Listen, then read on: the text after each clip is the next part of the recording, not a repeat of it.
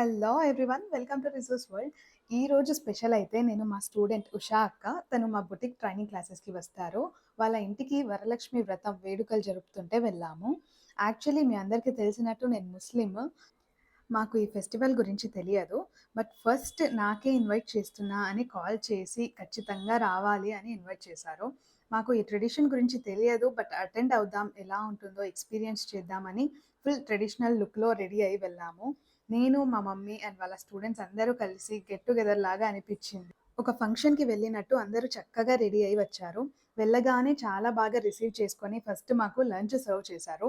ఈ బుడ్డోడు అక్క వాళ్ళ కొడుకు అందరికీ నేనే సర్వ్ చేస్తా అని ప్లేట్స్ పెట్టి ఫుడ్ సర్వ్ చేస్తున్నాడు. నాకైతే హిందూస్ ఫుడ్ అయితే చాలా ఇష్టం. అండ్ నాకు ఉషా అక్క చేసే చక్కెర పొంగలంటే ఇంకా బాగా ఇష్టం. ఇంకా నెక్స్ట్ వాళ్ళ రిచువల్స్ స్టార్ట్ చేశారు. పసుపు అప్లై చేసి తాంబూలం ఇస్తున్నారు. ఒక్కొక్కరు వన్ బై వన్ వెళ్లారు. మా మమ్మీకి, నాకు ఏం చేస్తారో తెలియదు. సో జస్ట్ వాళ్ళని ఫాలో అయిపోయాం.